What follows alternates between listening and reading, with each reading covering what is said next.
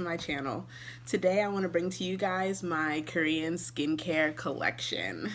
I have oily, acne-prone skin, so I've really been focusing a lot on my skincare lately. I've been having a lot of hormonal breakouts going on right now and a lot of hyperpigmentation that I'm trying to fade. So I've been trying to find anything that can just help resolve my skin issues, and that's when I ran into Korean skincare. Since I've been really into Korean skincare, one thing in my collection that I have got to let you guys know about is this book that I was reading. And this book is The Little Book of Skincare by Charlotte Cho. In this book, it goes through everything you need to know about Korean skincare. Charlotte tells you about the infamous 10-step Korean skincare process, goes into details about every step, and also recommends some products that you guys should try out. If you're new into this whole skincare thing and you've recently heard about this new Korean skincare craze, I would definitely recommend checking this book out. Recently, I went on a trip to Seoul, South Korea to visit my little sister, and I accumulated quite a bit of products while I was there. And some of these things I was using before I even went to Seoul when I first started getting into Korean skincare. So I just want to share with you guys what I have in my collection. So I will start off with cleansers. I do not only use a Korean cleanser. I have my own cleanser that I use right now, but before I even get to using a water-based cleanser, I do my oil cleansing. For that, I use the Heimish All Clean Balm, and it's just like a cream balm base. It comes with a little spatula inside, and it's a little cream. You just dip into it, and this gets off all your makeup. It melts the makeup on your face. So after I use that, I like to wipe off my makeup before I go in with my next cleansing step. So I like these Face Shop makeup cleansing wipes. These are for your lip and eye makeup. They get off that, hard to remove liquid lipstick, that waterproof eyeliner and mascara. And I also have some Innisfree olive oil cleansing tissues that I recently picked up while I was in Seoul. And also these Etude House baking powder cleansing tissues.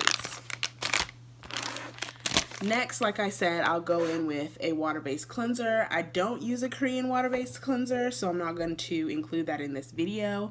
But after cleansing, I like to tone and exfoliate. For exfoliating, I've been using these Neogen Bio Peel Lemon Peeling Gauzes. So those have been really good so far with my skin. I'm going to test it out a little later, and I'm also going to do a review on a lot of this stuff that I'm showing you today. For toning, I have the CosRX One-Step Pimple Clear Pads. And next off in my skincare routine, I like to use another exfoliating product, which is the CosRX AHA 7 Whitehead Power Liquid. Next, I like to go in with an essence. The essence that I have in my Korean skincare collection is the CosRX Advanced Snail 96 Mucin Power Essence. Snail products are like a really big craze in Korea right now. Snail products actually are supposed to help with fading hyperpigmentation and moisturizing the skin. So I had to pick up that. And after moisturizing with the essence, I like to go in with these Pure Vitamin C Centella Astica Extract by Claire's. It's the freshly juiced vitamin C drops. And after that, I have the Centella Blemish Ampule by CosRX.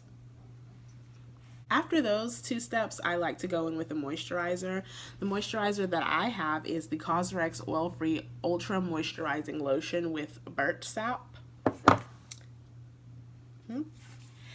And then, also as a moisturizer, sometimes I like to go in with this Face Shop Jeju Aloe 99% Fresh Soothing Gel. Also, I like to spray, I like facial mists. I love using facial mists on my face. I use them to help my skincare soak into my skin. I also use them when my face feels a little dry. So, two that I have in my collection are the Innisfree Jeju Sparkling Mineral Mist and the Innisfree Green Tea Mineral Mist. Don't know if y'all can see that. I don't know if they do a whole lot for my skin. I just know that I love the way they feel having a mist on your skin. I also like to put them on after I apply my makeup and my face kind of feels dry and cakey. Facial mists are great for that. Next, we'll go on to spot patches and acne treatments. So one thing that I like to use for my acne is this Cosrx Centella Blemish Cream. And I just put a little bit of that on, rub it in. It kind of puts like this protective barrier on my acne. And I also am a pimple popper or picker, however, whichever one you want to say. And something that has helped me stop picking my pimples are these pimple patches. Now, people in Korea put these little transparent patches over their blemishes to not only keep them from picking at it, but they also have ingredients in them that help to suck up the sebum and bacteria that's inside of the pimple. So, I have these Misha ones and these Cosrx. I don't really see a difference in the two of them. The Misha ones, when I have more product on my face, they tend to stick a little bit better, but then they tend to slide off during the night. The Cosrx ones, they don't tend to stick once you have product on your face, but when you don't have product on your face, they stick on and they stay there and they really draw out the bacteria that you have inside. So these are what they look like. They're just little clear patches. You just peel them off, put them over your blemish, and the next morning when you wake up and you peel it off, you can actually see the white stuff come out of your pimple and it's on these patches.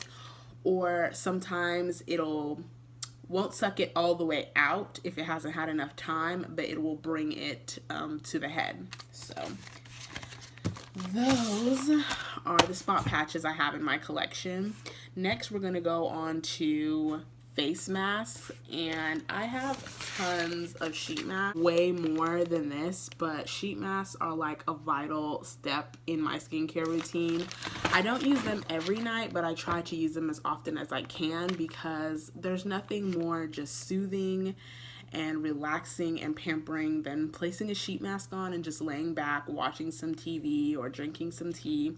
And they help the rest of your skincare that you just applied on your skin really soak in. So I love sheet masks, and these are just a few that I have in my collection. I have some from Tony Moly, Claire's, Nature Republic, Skin Food, Etude House, more Etude House. This I got from a mask story in Korea. Some Innisfree, more Innisfree, Dr. Jart, some more Tony Moly, and I'm not sure where I picked this one up from, but I will insert a picture of pretty much my whole mask collection. I have over 100 sheet masks in my little drawer over here, so I'll insert a picture right now. So this is my sheet mask drawer, and these are all the sheet masks that I currently have. I'm always stocking up on sheet masks. I love them. I try to use them every single day. So yeah, I have a ton of sheet masks. After I've applied all my skincare, I've done my sheet masking.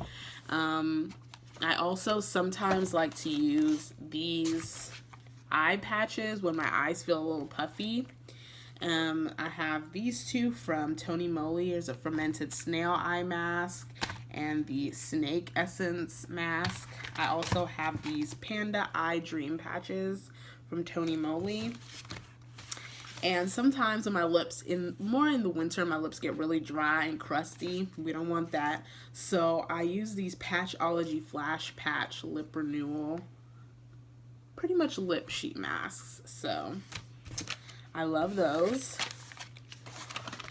And next, after I finished everything, all my sheet masking, my last step that I use, or I like to use I say about once or twice a week, I like to put on what is called a sleeping pack.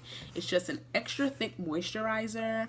You put it on, and in the morning you rinse it off your face, and it leaves your face feeling really soft and smooth. So the sleeping packs that I have in my collection, or some of the sleeping packs I have in my collection, are the Innisfree capsule recipe packs, and I recently just picked these two up on my trip.